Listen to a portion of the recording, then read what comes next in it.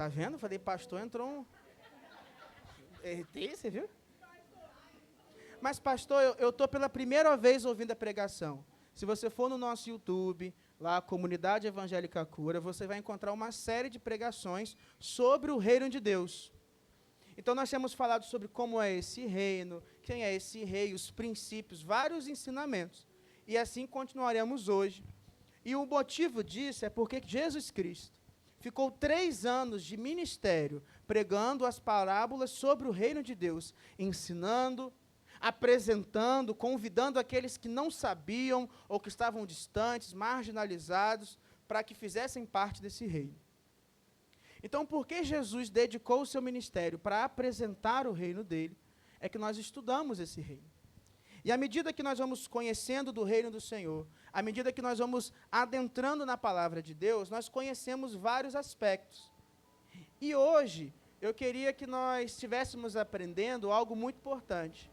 Para começar, eu quero pedir a ajuda da Estela e a Fernanda. A gente vai estar cantando uma música.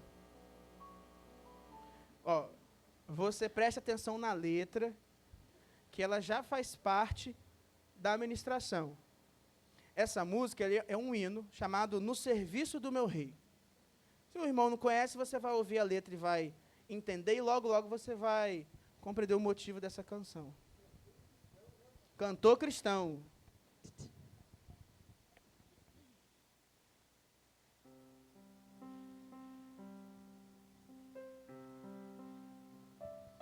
Pode ir, não, pode cantar.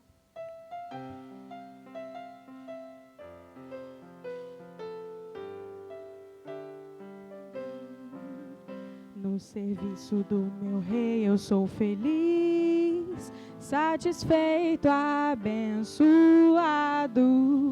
proclamando do meu rei a salvação.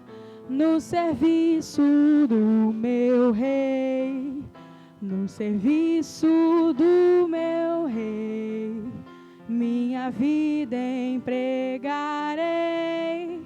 Gozo, paz, felicidade tem quem serve ao meu bom rei.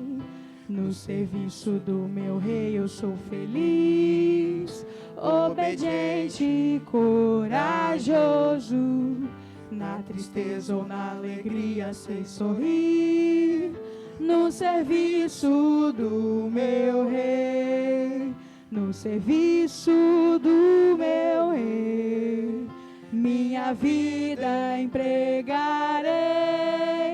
Gozo, paz, felicidade tem quem serve ao meu bom rei. No serviço do meu rei eu sou feliz, jubiloso e consagrado. Ao seu lado desafio a todo mal. No serviço do meu rei, no serviço do meu rei, minha vida empregarei. Gozo, paz, felicidade tem quem serve ao meu bom rei. No serviço do meu rei eu sou feliz, venturoso e decidido. Quanto tenho no serviço gastarei, no serviço do meu rei, no serviço do meu rei, minha vida empregarei. Gozo, paz, felicidade tem quem serve ao meu bom rei. Amém.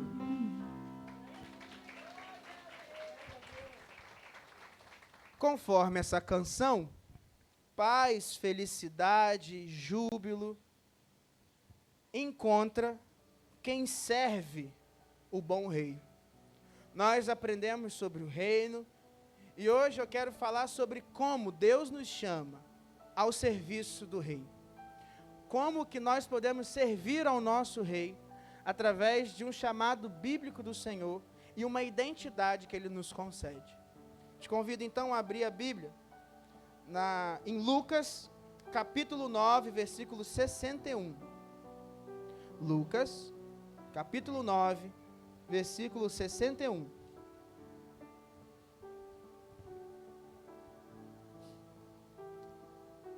Hoje nós vamos visitar 3 passagens bíblicas, aonde está escrito sobre uma identidade vinculada ao reino.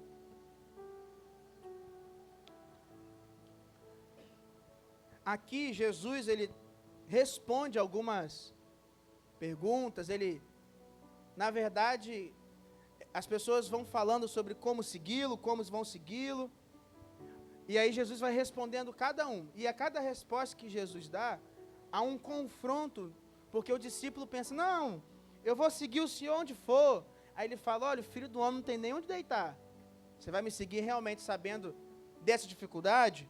O outro, deixa eu lá enterrar e sepultar meu pai. Aí Jesus fala, deixa que os mortos sepultem os mortos.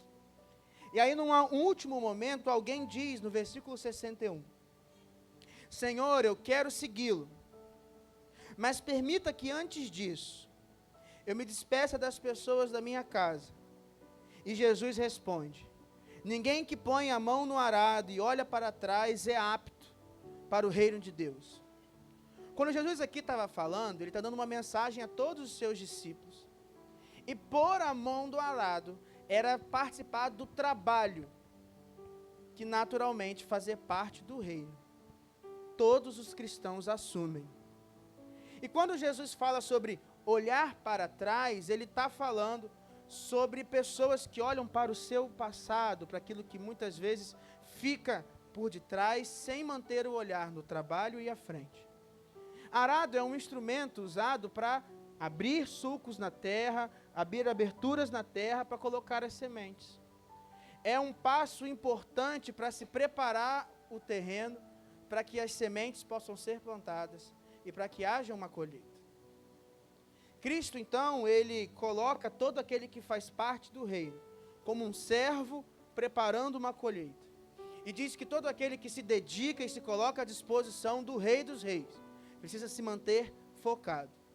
A primeira forma de servir ao nosso rei é participando dessa grande colheita, seja na etapa que for.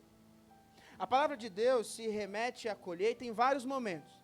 Aqui ela fala sobre quem põe a mão no arado, no serviço, nos primeiros passos. Tem passagem bíblica que Jesus olha para a multidão de pessoas com dores e com compaixão diz, roguem ao Senhor da seara que enviem trabalhadores. Só que esses trabalhadores já não são mais para arar a terra, já é para participar da colheita, para ir até aqueles que já estão de coração sedento do Senhor. Então tem momento que fala do início, arar a terra. Tem momento que fala da colheita. E é interessante que Cristo fala que nós somos os galhos da videira.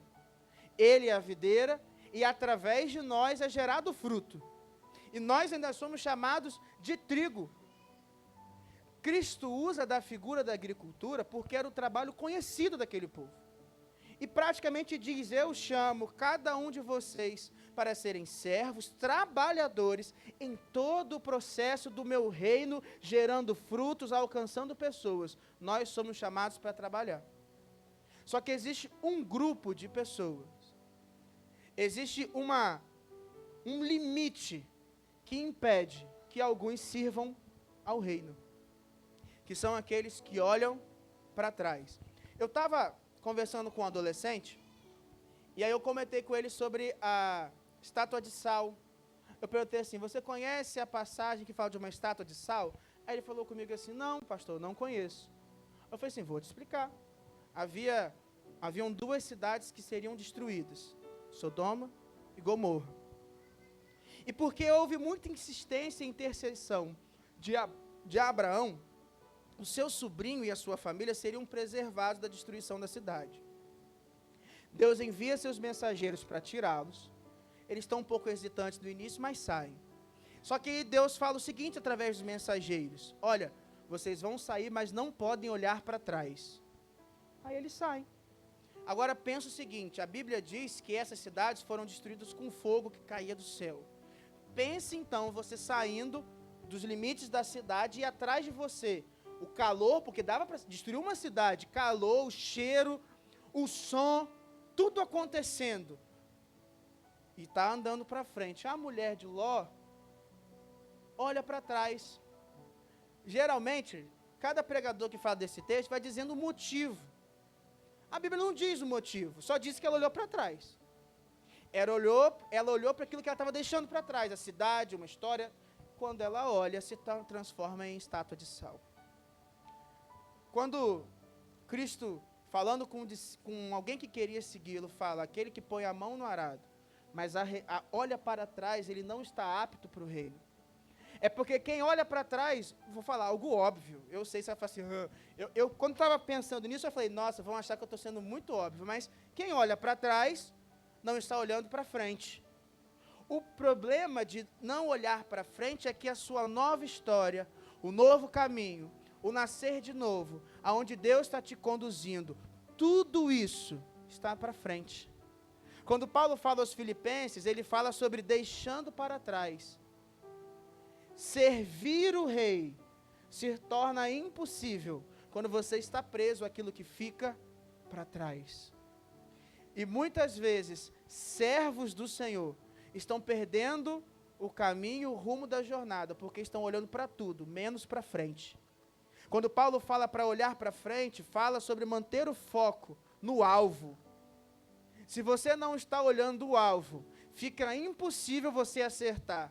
Se você não está olhando para a terra que você está arando, é impossível que você faça o caminho certo. Se o seu foco não está no serviço do rei, é impossível que isso aconteça da forma correta.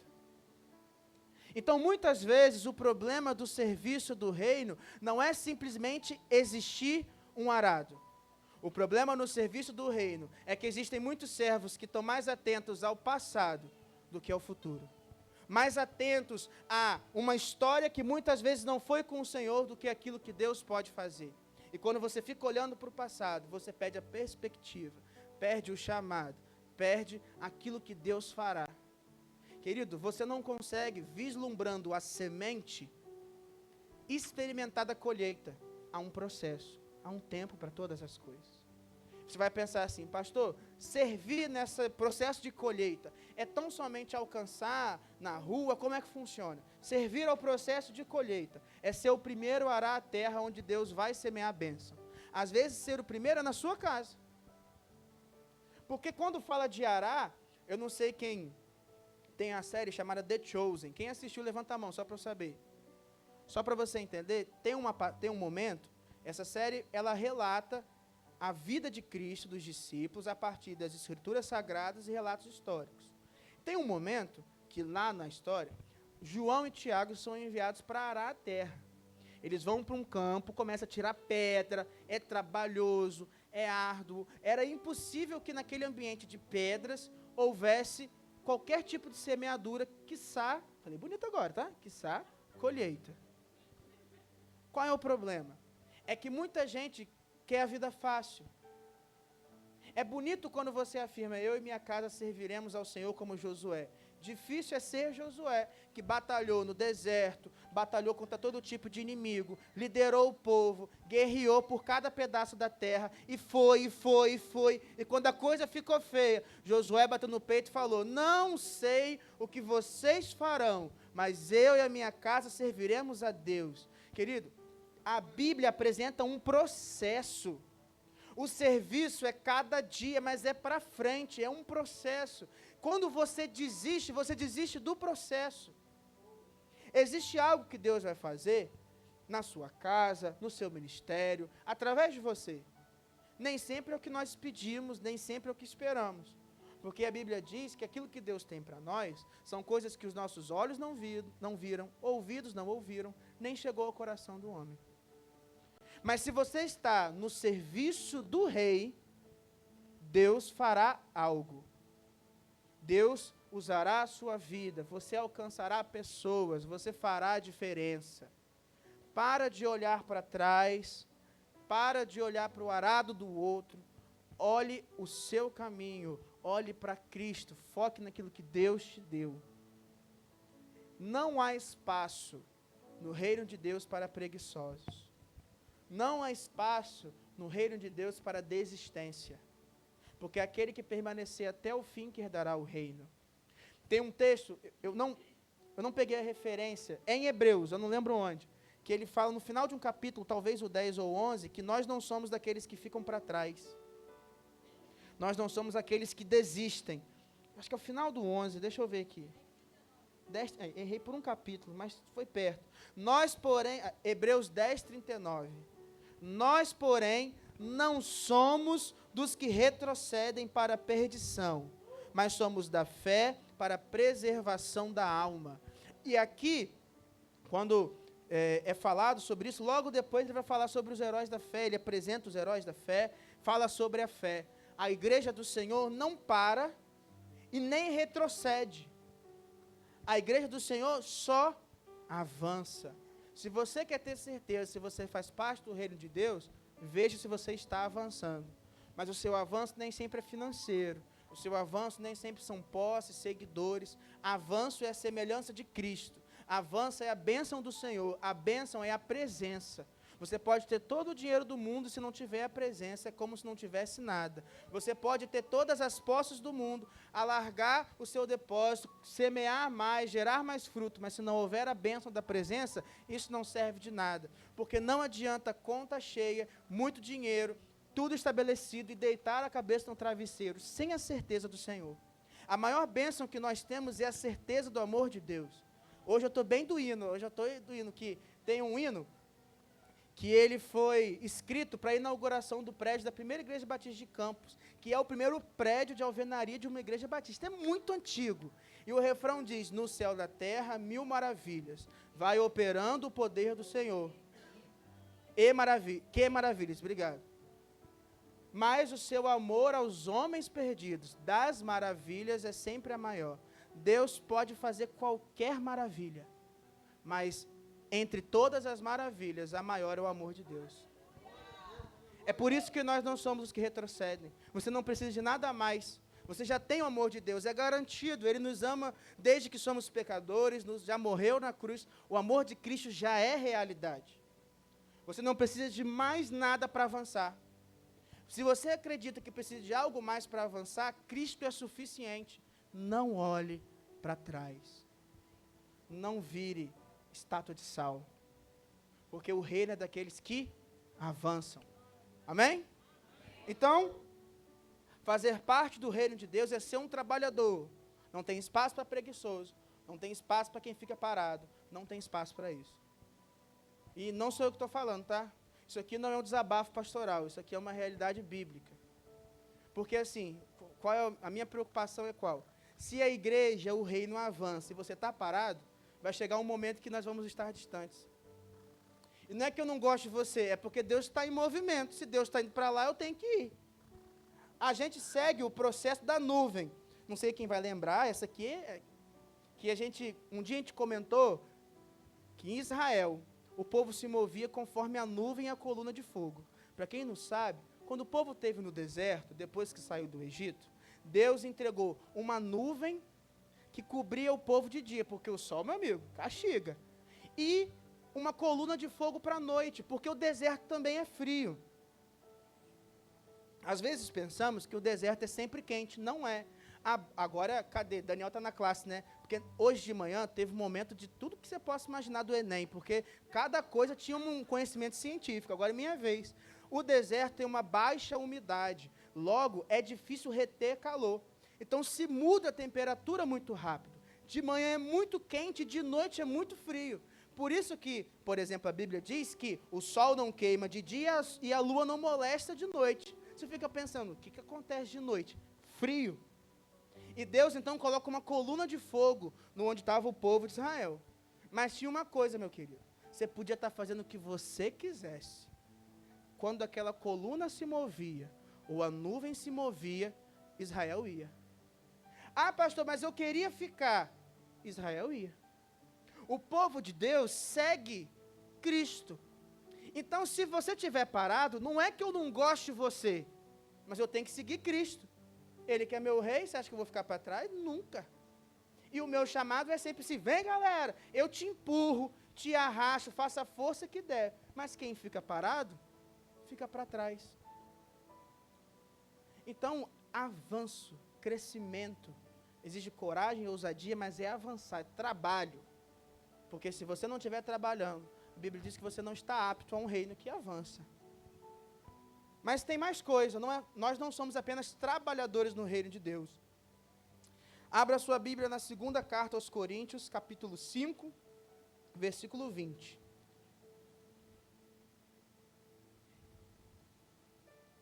Segunda carta aos Coríntios, capítulo 5, versículo 20.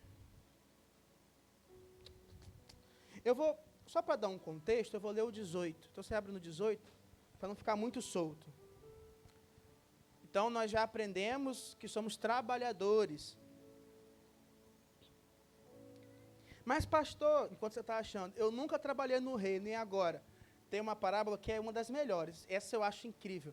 Que Jesus fala sobre uma seara, onde o dono vai encontrando pessoas que não estão trabalhando e fala.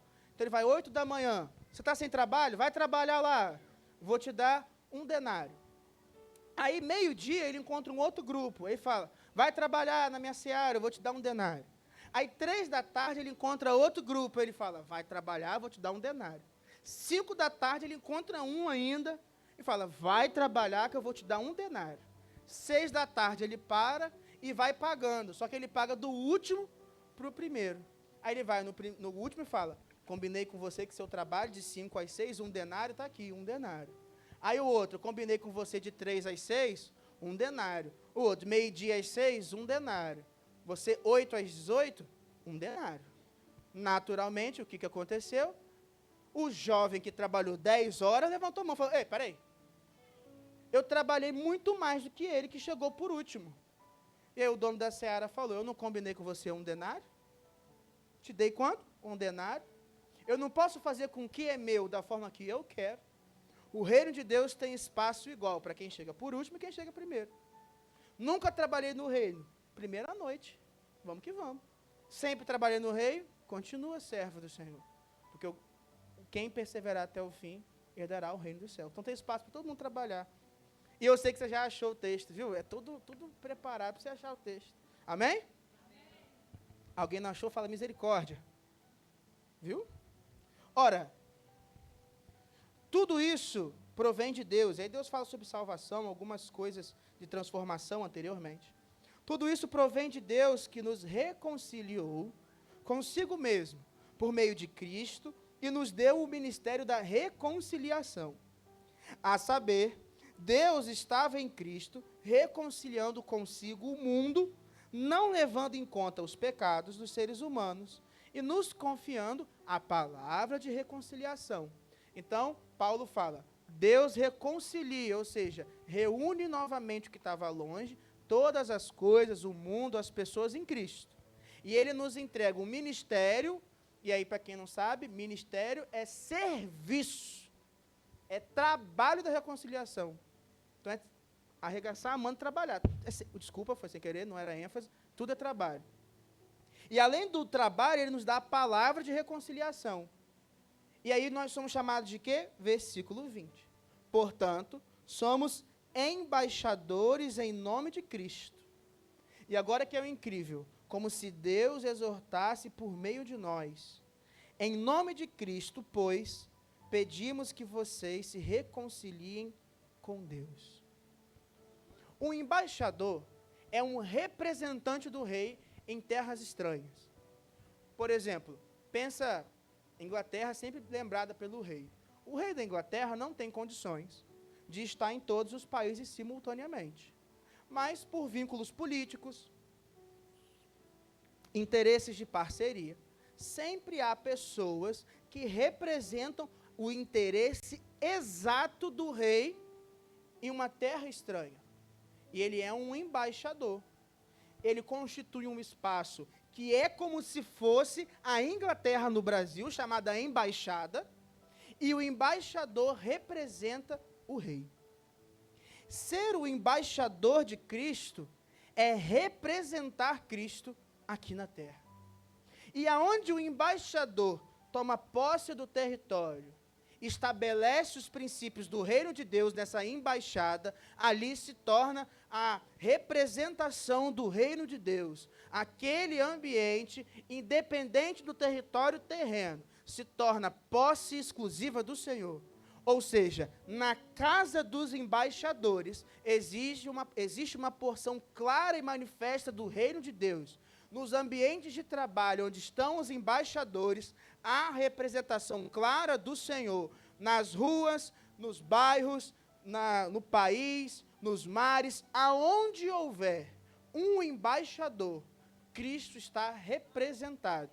E da mesma forma que Cristo reconcilia todas as coisas nele, você está sendo chamado para ser um embaixador que pregue e trabalha para que pessoas sejam reconciliadas. Para quê? Para que outras pessoas façam parte do reino de Deus. Se você está sendo chamado para trabalhar e não olhar para trás, ser embaixador é conectar pessoas ao Senhor. É muito bonito quando a gente ouve assim, quando Cristo entrega a identidade da igreja, fala que ele é a pedra. Quem não lembra o texto, há uma conversa dos discípulos, porque Jesus vem por um bom tempo, fazendo milagre, não deixando que as pessoas contassem. Ele falava, não conta agora não. Aí Jesus pregava e não ficava. Porque quando Jesus revelasse quem ele era, a cruz estaria próxima, fim do ministério terreno. Chega num momento, as portas do inferno, porque existe um lugar na Cesareia de Filipe chamada Porta do Inferno, Porta de Hades, que é um ambiente de culto pagão, que na época tinha celebração de culto, né? O culto pagão de outra divindade, outras coisas. E aí, naquela região, Cristo para e olha para os discípulos e pergunta, vamos lá, o que dizem que sou? Quem dizem que sou? Naquele momento, cada discípulo vai soltando as novidades. Estão falando de ser um pregador, um professor, um profeta, o Elias. E aí não é que aqui havia uma reencarnação, é porque acreditavam que o espírito profético de Elias estava em Cristo. O seguidor de João Batista, eles deram lá as notícias, né? A rede social de Cristo era os discípulos falando ali, cada coisa falando um. Aí ele vira e pergunta, tá bom, o que a multidão de fora que não anda perto sabe e acredita que sou, eu entendi. E vocês que andam comigo diariamente, o que dizem que sou? Aí, naturalmente, Pedro, o corajoso, se ele é corajoso para fazer algumas coisas erradas, como arrancar a orelha do cara lá, do camarada, ele também é corajoso para falar. Ele vai e dá-lhe, tu és o Cristo, o Filho do Deus vivo. Os discípulos devem ter olhado para Pedro e falar, é isso aí. Aí Jesus olha para ele e fala, bem-aventurados tu. Até então era Simão, agora tu és Pedro. E bem-aventurado porque isso não foi revelado por carne nem sangue, mas sim do Senhor. E aí depois ele fala que a igreja dele seria firmada nesta pedra. E aí até no português é tranquilo, porque nesta é algo que está perto de quem fala. Então, este copo, se eu fosse me referir a algo próximo a vocês, eu falaria essa cadeira, e se fosse algo distante de nós, seria aquele puff. Está vendo? Estou bem para o Enem. Então, o pronome demonstrativo utilizado denota que a pedra que a igreja é firmada estava perto de quem fala que é Jesus, que era o próprio. O termo em grego para pedra que Jesus fala é uma pedra grande. E, Petros, foi mal, é porque é o nome ali, não é. E o Petros ali chamado, né, quando é falado com Pedro, Pedro é uma pedra menorzinha. O próprio Pedro diz em sua carta que nós somos um edifício de pedras vivas. Cada um de nós é uma pedra. Mas a pedra fundamental é Cristo. Aí ele fala que as portas do inferno não prevaleceriam contra a igreja. Mas ele fala algo interessante que é, eu darei poder a vocês para que se conectarem na terra, será conectado no céu. Te pergunto, qual foi a última vez que você conectou alguém aos céus? Mas pastor, não sou eu que salvo, eu sei disso. É o Espírito Santo que convence do pecado, justiça e juízo. Eu sei disso. Pastor, a ação de regeneração, transformação é do Espírito Santo. Eu sei disso. Sabe quem também sabe disso? Jesus. E ainda assim, ele nos chamou e falou, quando vier o poder, vocês serão minhas testemunhas. Atos 1:8. O problema é que existe muito embaixador ficando dentro de embaixada. E aí as pessoas que têm que ser conectadas a Cristo estão nas ruas, não estão na embaixada. O problema é que nós chegamos à conclusão de que um espaço feito de pedra é uma linda embaixada, mas quem tem que ser alcançado não está nessas cadeiras.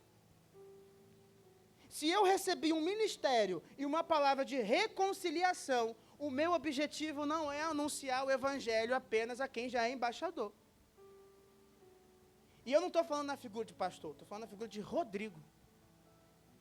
Cristo me deu uma identidade no reino dele, que deu a cada um de nós, que é não se contentar em ter um conforto que eu possa chamar de reino, porque no final das contas, nessa terra, viver o reino vai exigir desconforto, vai exigir sacrifício, você vai ter que abrir mão de algumas coisas, porque existe muita gente para ser reconciliada com Deus, porque quem não está reconciliado com Deus, está conectado ao pecado, e o salário do pecado é a morte, e eu não admito que Cristo tenha me chamado para ser instrumento do Senhor, para tirar pessoas do reino das trevas, para a maravilhosa luz e ficar parado, como eu disse.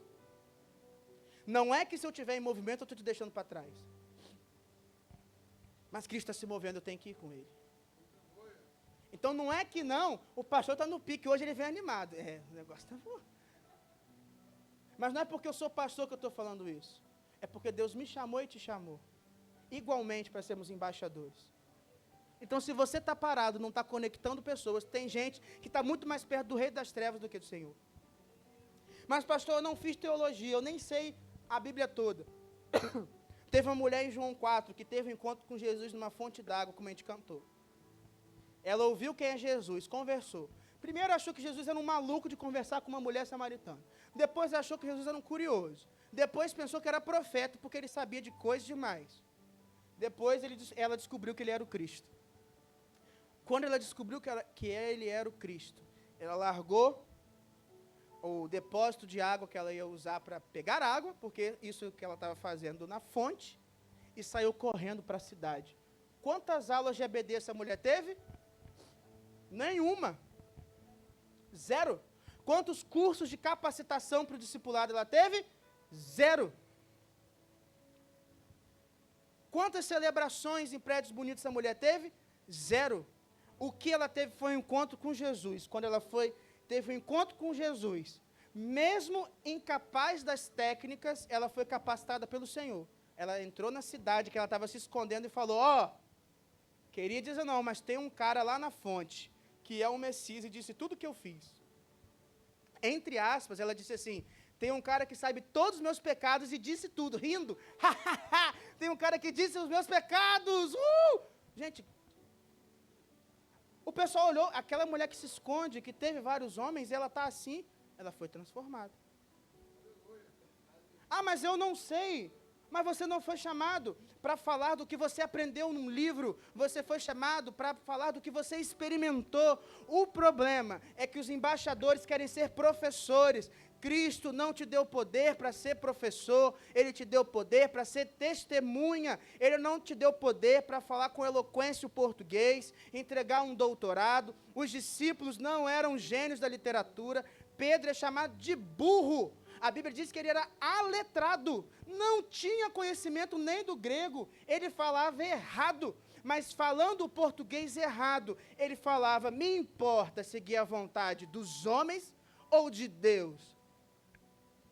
O problema é que nós estamos numa geração que quer ser coach, professor, influencer da internet, mas não quer ser testemunha. E a Bíblia diz, eu falo do que eu vi e do que eu ouvi. O que você viu e o que você ouviu é sua experiência com Deus. É isso que transforma pessoas. Mas pastor, eu tenho que aprender? É óbvio que você tem que ler a Bíblia. Mas não mais do que ter experiência com Deus. Porque a cura não pode ser um ambiente de professores sem experiência. É melhor que sejam discípulos que não saibam ensinar como professores, mas saibam falar de uma experiência. Porque 60 pessoas com experiência arrastam o mundo para o Senhor. E não é que eu estou te deixando para trás. É porque o reino do Senhor se move. Eu não posso. Não tem como, Ele me arrasta. Ele fala, bora Rodrigo. Eu falo, mas vambora. Mas e fulano? Eu vou puxar fulano também, vamos embora. O reino é de embaixadores. Qual foi a última vez que você saiu de casa, bateu no peito e falou assim, hoje não está saindo o Rodrigo de casa, tá? Arrumou o cabelo, lançou de lado, botou a melhor roupa e falou, está saindo o embaixador do Senhor aqui. Qual foi a última vez que você entrou no seu trabalho e falou assim, agora aqui não tem pouca coisa, tem um embaixador do Senhor aqui. Pode vir que Cristo está representado nesse lugar. Se as pessoas olharem, aonde está Cristo? Bateu no peito e falou, estou aqui, o embaixador do Senhor. Mas você não é perfeito, mas eu represento.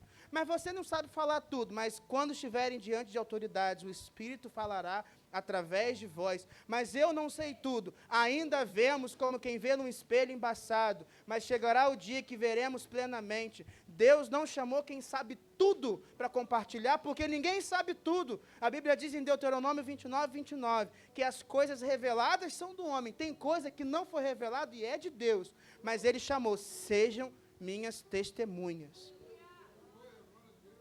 Nós não podemos admitir que as pessoas que amamos estão longe do Senhor.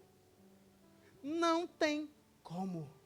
Já existe uma estratégia pensada pelo grande gênio das estratégias para salvar a sua casa. Mas é a estratégia incrível, sabe qual é?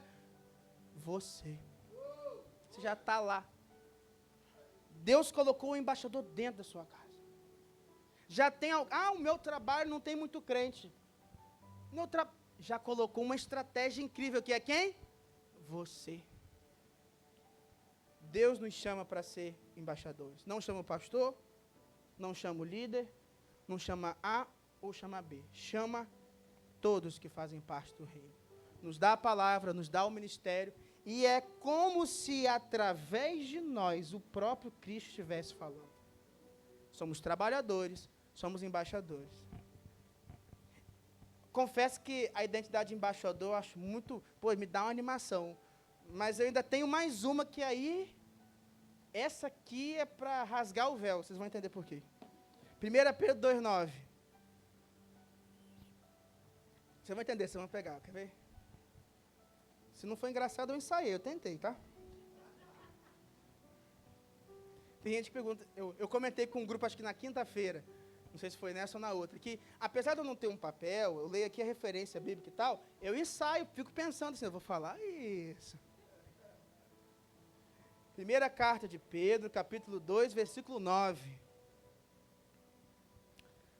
Diz assim, vocês, porém, são geração eleita, sacerdócio real, nação santa, povo de propriedade exclusiva de Deus, a fim de proclamar as virtudes daquele que os chamou das trevas para a maravilhosa luz.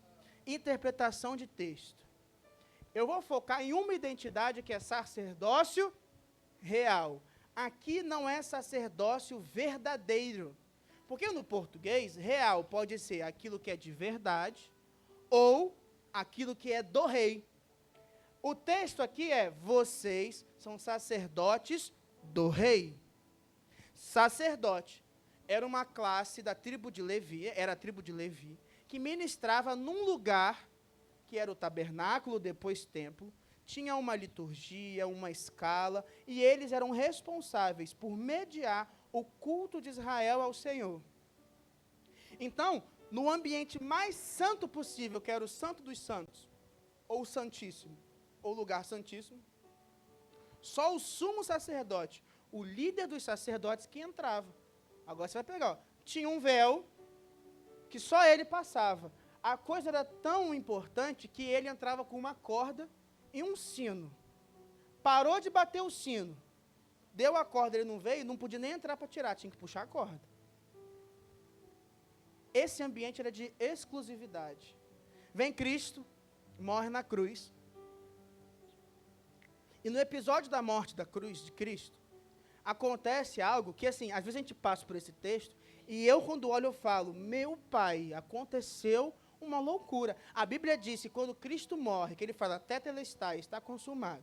o céu escurece, terra treme, mortos ressuscitam. Pensa isso. Mortos ressuscitam, do nada se começa a ressuscitar a gente. Terra treme, a coisa fica absurda. Um soldado olha para o outro e fala, rapaz, não é que ele era o filho de Deus mesmo? Naquela hora ele falou assim, meu pai, matei o filho de Deus. Eu acho que eles pensaram, Senhor, até então eu não estava saindo, não estava entendendo. Botaram lá na plaquinha Senhor dos Senhores, Rei dos Reis, não é que o cara é o Rei dos Reis? Ressuscitou gente quando ele morreu. E aí a Bíblia diz que o véu que ficava no templo de Jerusalém, que somente o sumo sacerdote podia adentrar, se rasgou. Aí a gente canta assim, o véu que separava, já não separa mais o quê? A luz que outrora apagada, agora brilha e cada dia brilha mais. Só para o quê, Só para te adorar. E o quê? E fazer teu nome grande e te dar o louvor que é devido. Estamos nós aqui. Agora vamos interpretar isso.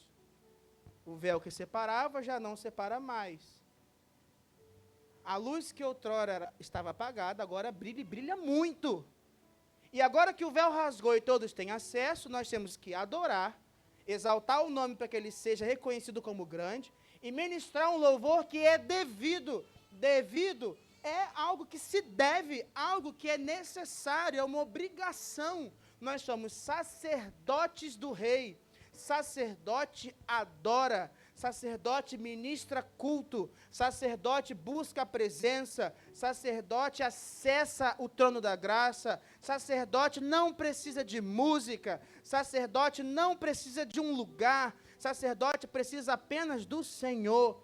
Você não é chamado para adorar o Senhor em um prédio. Jesus disse que é chegado o tempo que não adorarão no monte A ou no monte B. É chegado um tempo e já é a hora que os adoradores serão adoradores em espírito e em verdade. O Pai é espírito, então importa que o adorem em espírito e em verdade. Cadê a sua intimidade, a sua busca e o seu sacerdócio dentro de casa, no seu íntimo com Deus, sacerdote? O problema da fraqueza espiritual, daqueles que se dizem reino, é que eles ainda estão em Jerusalém antes do véu rasgar. Aí você vem domingo, na expectativa que o ministro do louvor vai entrar no Santo dos Santos e vai trazer ou vai levar o seu culto. Você vem na expectativa que o pastor vai trazer de Deus. É claro que o louvor é usado pelo Senhor para entregar mensagens a você. É claro que Deus, através do pregador, ministra no seu coração do Evangelho. Mas, pelo amor de Deus, se nós somos sacerdotes desse rei, se você está parado, você está perdendo tempo. A porta se abriu, o véu se abriu, é para todos, e você está parado, esperando eu te entregar, você está perdendo tempo. É por isso que muita gente que se diz igreja, na verdade é um mercado.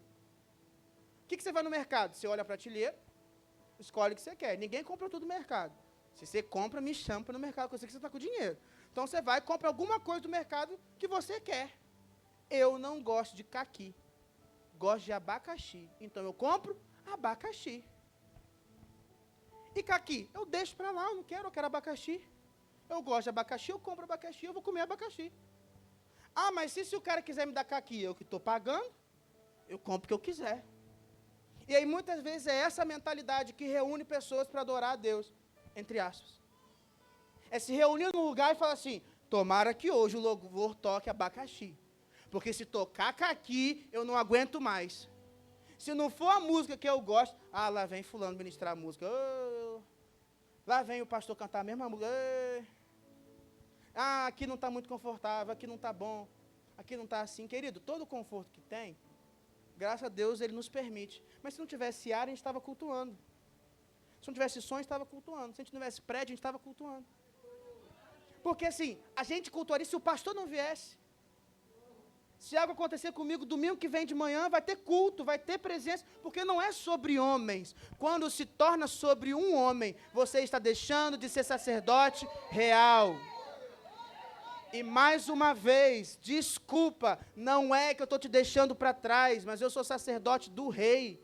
Eu espero, no fundo do meu coração, que aconteça comigo o que acontecia com Moisés. Ou seja, quando Moisés ia adorar a Deus, a Bíblia diz que ele era tão íntimo, que era assim, é absurdo. Moisés passava as tendas, né, imagina, na cidade, ele vem passando.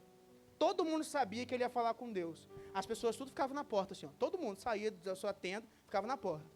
Quando Moisés entrava na tenda do encontro, e o nome é exatamente tenda do encontro, porque é onde ele encontrava Deus, uma nuvem descia, e todo mundo sabia. O nosso líder agora está adorando o Senhor. O que a gente vai fazer? Vamos adorar também onde a gente está. E todo Israel adorava, porque o líder ia adorar. Eu realmente espero ser usado por Deus para te influenciar a adorar o Senhor. Mas não fique esperando o pastor, não. Você é sacerdote. Deus quer você.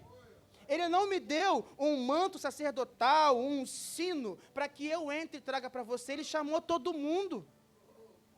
Você não é consumidor aqui. Você não é menor ou maior que ninguém. Ah, mas eu não sei cantar. Não é sobre música. Ou você acha que o sumo sacerdote entrava e ficava cantando? Ele ia para buscar a presença. Eu não sou afinado, e daí, querido? Não é sobre música. Louvar não é música. Vocês aqui louvaram sem música. Sabe em qual momento? Quando subiu aqui Pérola, lindíssima Pérola. Aí todo mundo fez, que linda Pérola, que bonita. Você exaltou a beleza de Pérola. E está tudo bem. Louvar ao Senhor é exaltá-lo acima de todas as coisas. Você não precisa de música para isso. Você não elogia pessoas com música. Eu não fico assim, eu vou cantar uma música para elogiar a Teté de bonita. Ó, Teté, minha estrela mais bela, que de todas as mulheres dessa cidadela, foi com ela e nela que Deus usou a aquarela para fazê-la tão bela. Ei!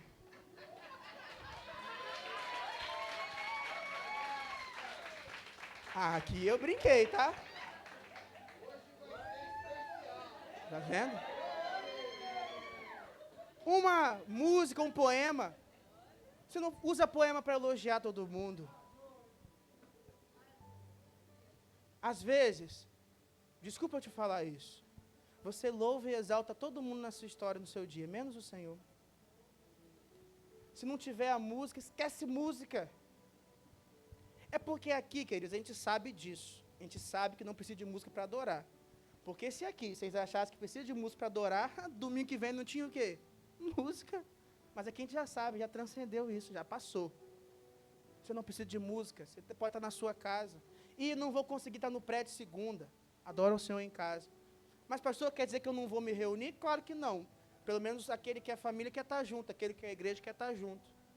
Você se reúne, porque aqui você é alimentado, aqui você ministra. Porque sacerdote representava e ministrava. Ele tinha uma vida com Deus, mas ele tinha responsabilidade com o povo. Aí hoje, tem um grupo de pessoas que quer viver uma intimidade tão profunda, que não ministra em ninguém. Isso não é sacerdócio real. Isso não é igreja. Não gera fruto, não transforma. O secreto é importante quando te transforma e impulsiona para viver o coletivo. E o coletivo tem valor quando você vive no secreto. Se você não vive no secreto, você não tem o que fazer no coletivo. Mas se você vive só no secreto, você está vivendo um monastério. Você está se isolando. Quando Deus é de conexão, é de se juntar. É gente, comunhão, partir do pão, é mesa. Então nós temos que aprender a equilibrar a nossa vida com Deus, porque nós somos sacerdotes dele. E quando você para de exercer o sacerdócio, tudo ao seu redor deixa de ser alcançado por aquilo que Deus faz na sua vida.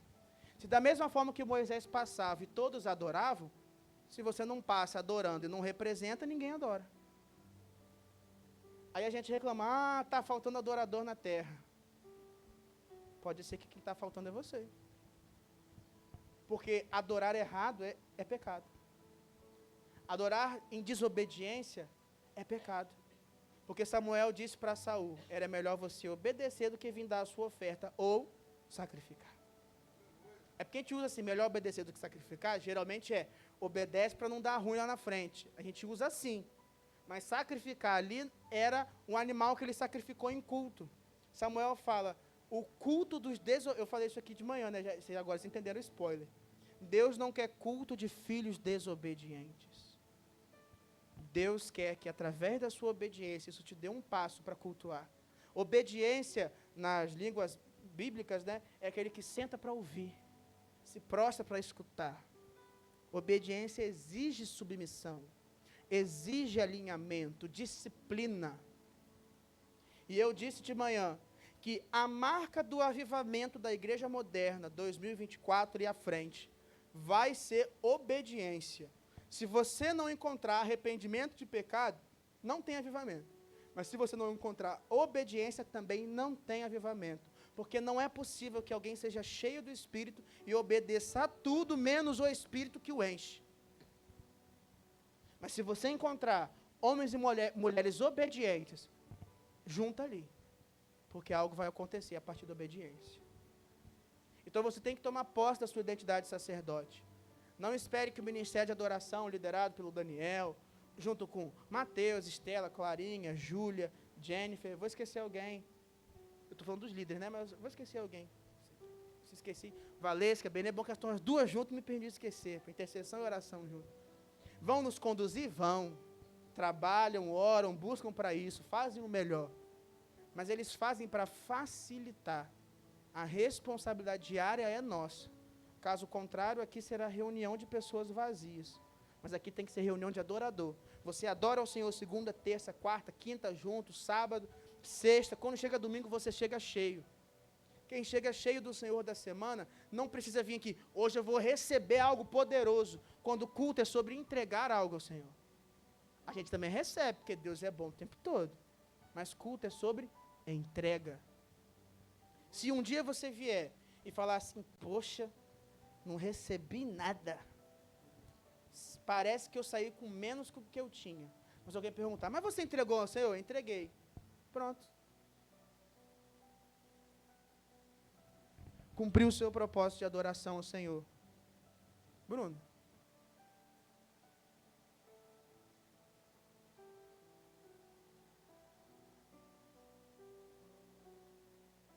Tudo fielmente calculado para você estar meditando, tá vendo?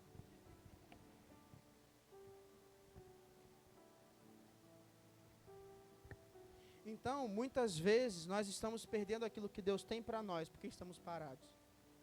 E não é que eu esteja me movendo, a igreja esteja se movendo e te deixando para trás, simplesmente. É porque Deus está indo, a gente tem que ir junto. Então, nós somos trabalhadores, somos embaixadores e somos sacerdotes. Deus chamou cada um de nós para trabalhar no reino. Cada um de nós para levar a reconciliação nesse reino. E cada um de nós para acessar o Rei dos Reis em adoração.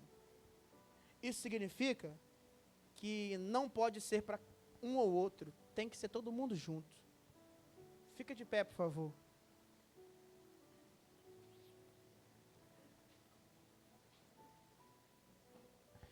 Isso quer dizer que essa é uma noite de chamado para esse reino. Querido, a série de pregações tinha o nome Reino Acessível, mas não adianta ser acessível e você ficar de fora. Não adianta ser acessível e você estar perdendo tempo. Não adianta ser para trabalhadores e você ficar parado olhando para trás. Não adianta para ser embaixadores que vivem e querem transformar a sua realidade e você não quer ser transformado. Não adianta ser para sacerdotes que ministram e buscam e você não quer buscar. Algo tem que acontecer em nós. Mas, pastor, eu nunca trabalhei no reino, eu nunca acessei através do sacerdócio e não fui representante dele. E agora? Primeiro passo. Pastor, eu já sou parte do reino, mas estava meio parado, eu estava dormindo, eu estava descansando, eu não estava acessando. O próximo passo. O reino se move, o reino é para frente. O reino se expande, alcança, cresce, vence, transforma. Nós somos uma igreja que faz parte do reino de Deus. 100% daquilo que vivemos tem que fazer parte do reino de Deus. O que não fizer parte ficará para trás. E nós temos que ter coragem para dar o próximo passo. Feche seus olhos. Eu te convido a pensar, porque daqui a pouco a gente vai viver um momento de ceia, de memorial da cruz de Cristo. Mas eu quero que nesse momento você esteja pensando, meditando sobre a